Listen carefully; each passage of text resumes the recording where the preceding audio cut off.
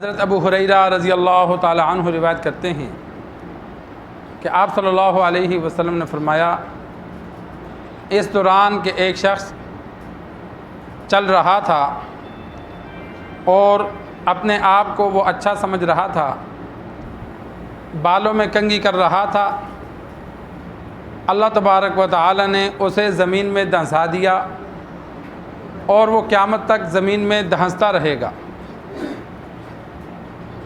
علماء نے لکھا ہے کہ بعض روایات میں نام آیا ہے کہ وہ قارون تھا، کہ تکبر کرتے ہوئے تہبند لٹکاتے ہوئے زمین میں وہ چل رہا تھا، اور بعض علماء نے لکھا قارون نہیں، یہ کوئی اور بندہ تھا بنی اسرائیل کا جس کے ساتھ یہ واقعہ پیش آیا۔ قارون کو تو زمین میں دھنسایا گیا ہے موسیٰ علیہ السلام کی بد دعا کی وجہ سے، اور اس کا خزانہ بھی اس کے اوپر رکھ دیا گیا، وہ قیامت تک دھنستا رہے گا۔ اور بعض علماء نے لکھا کہ یہ واقعہ اس امت میں ہوگا، قرب قیامت ہوگا، کوئی شخص ہوگا جو اکڑ کے چلے گا، اللہ اسے زمین میں دھنسا دے گا۔ ہونا یقینی تھا، اس وجہ سے آپ صلی اللہ علیہ وسلم نے ماضی کا، گزشتہ زمانے کا صیغہ استعمال کیا۔ بہت سی احادیث میں ایسے واقعات موجود ہیں کہ جو بعد میں ہونے ہیں، لیکن یقین کی وجہ سے ان کو گزشتہ زمانے کے صیغے سے استعمال کیا کہ ایسا سمجھو کہ ہو گئے ہیں۔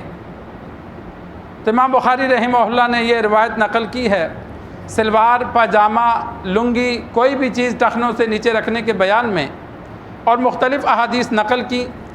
ایک روایت یہ نقل کی کہ آپ صلی اللہ علیہ وسلم نے فرمایا، جو تکبر کی نیت سے تہبند ازار لٹکائے گا، اللہ تبارک و تعالی نظر رحمت سے اس کی طرف نہیں دیکھیں گے۔ اسی طرح ایک روایت نقل کی، ما اسفل من الکعبین من الازار فی النار، ٹخنوں کا جو حصہ پجامے کے نیچے رہے گا وہ جہنم میں جائے گا۔ تو سلوار ٹخنوں سے نیچے رکھنا، اسی طرح پینٹ کوٹ ہے یا تہبند انسان باندھتا ہے، کوئی بھی چیز جو سلوار کے طور پر یا کرتے کے طور پر استعمال کرتا ہے، اگر وہ ٹخنوں سے نیچے جائے گی تو یہ مرد کے لیے گناہ ہے۔ علماء نے اس کو کبیرہ گناہ شمار کیا۔ بعض لوگ کہتے ہیں جی مجھ میں تکبر نہیں ہے، بھائی تکبر نہیں ہے تو پھر اوپر رکھ لے۔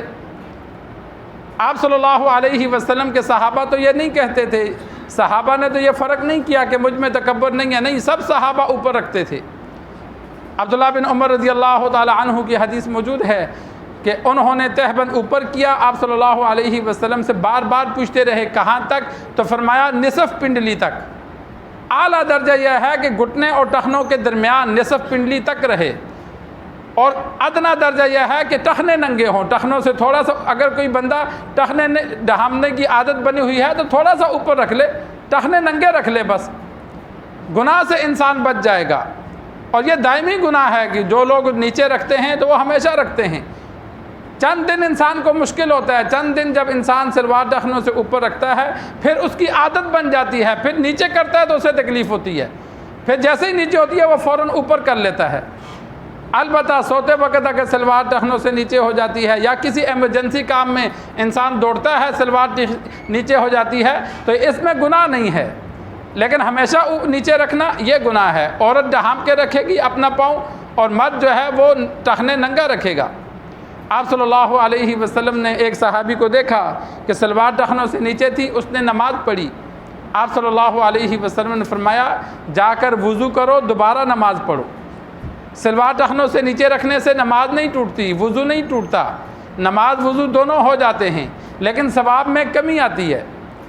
گناہ کی حالت میں جو نماز ادا کریں گے ثواب میں کمی آئے گی۔ اور آپ صلی اللہ علیہ وسلم بسا اوقات صحابہ کو بطور سزا کے، کیونکہ تربیت کرنی تھی، کسی سے غلطی ہو گئی تو اس کو ساتھ سزا دیتے کہ یہ تو نے کیوں کیا، اور بسا اوقات آپ صلی اللہ علیہ وسلم دوبارہ عمل اس لیے کرواتے کہ جو ثواب میں کمی آئی دوبارہ کر لے تاکہ مکمل ثواب ملے۔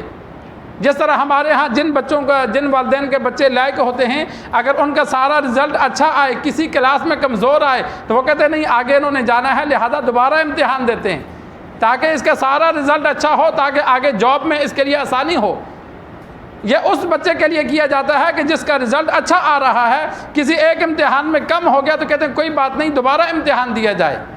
تو آپ صلی اللہ علیہ وسلم کے صحابہ تو سب اعلیٰ اخلاق کے حامل تھے، تو ان کے درجے میں کمی کو آپ صلی اللہ علیہ وسلم نہیں دیکھتے، دوبارہ پڑھ، اور بعض علماء نے یہ بھی مطلب بیان کیا کہ سلوار ٹخنوں کے نیچے رکھنے کی وجہ سے جو گناہ ہوا، جب وضو کرے گا تو اللہ وہ گناہ معاف کر دے گا، وضو سے گناہ معاف ہوتے ہیں۔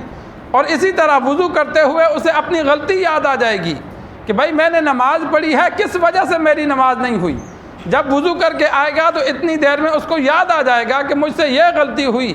صحابہ جب آپ صلی اللہ علیہ وسلم کسی عمل کا بتلاتے کہ دوبارہ کر، تو وہ سوچتے رہتے تھے کہ کیا وجہ ہے۔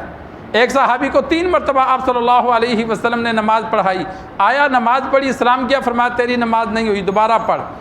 اس نے دوبارہ پڑھی، پھر نہیں ہوئی، دوبارہ پڑھی، پھر نہیں ہوئی، تیسری مرتبہ پڑھی، آپ صلی اللہ علیہ وسلم نے فرمایا نہیں ہوئی، دوبارہ پڑھ۔ تو اس نے پھر آ کے پوچھا یا رسول اللہ مجھے سمجھ نہیں آئی کہ میں سوچتا رہا میری غلطی کیا ہے، لیکن مجھے نہیں پتہ چلا، مجھے آپ سکھلا دیجیے کیسے پڑھوں۔